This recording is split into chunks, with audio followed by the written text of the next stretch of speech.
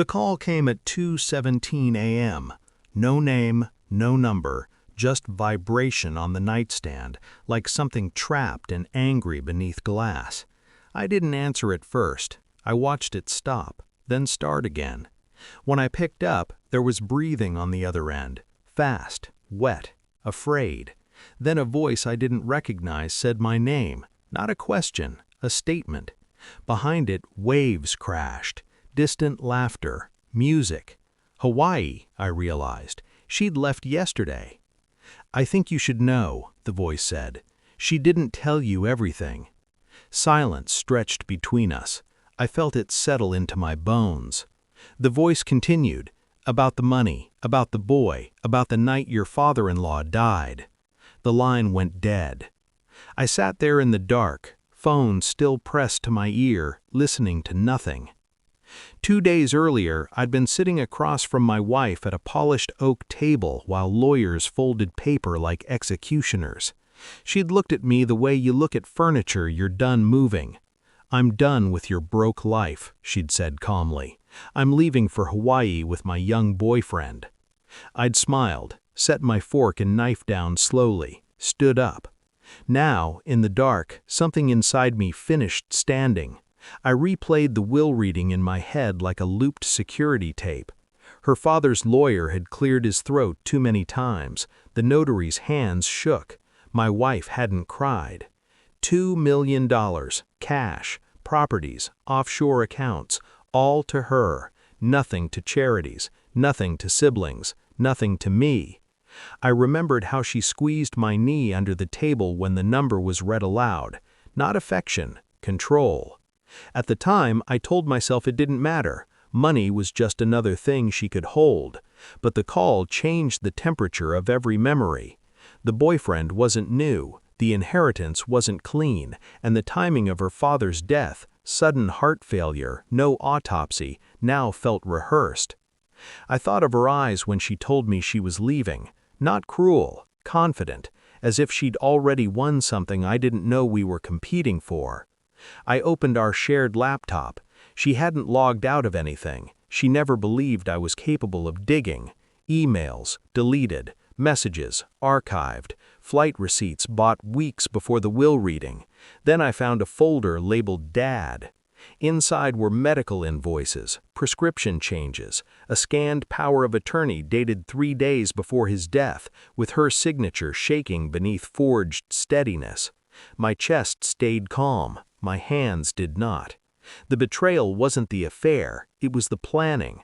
I realized then I wasn't being left, I was being erased.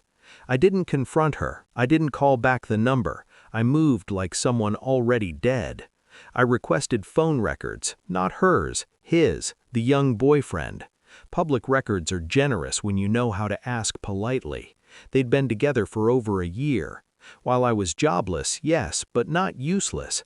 I'd been consulting quietly, tracing financial anomalies for firms who liked their messes invisible.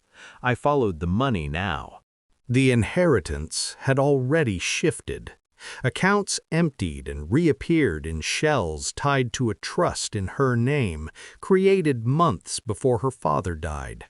I ordered a toxicology review through a private lab using preserved samples from a clinic he'd visited days before his death.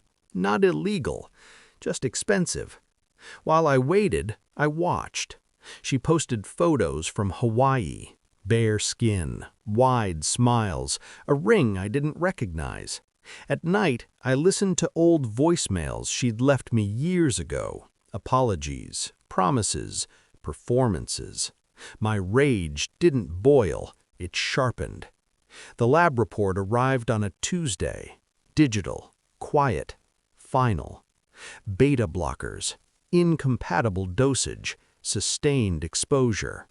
I sat with it for a long time, then I booked a flight.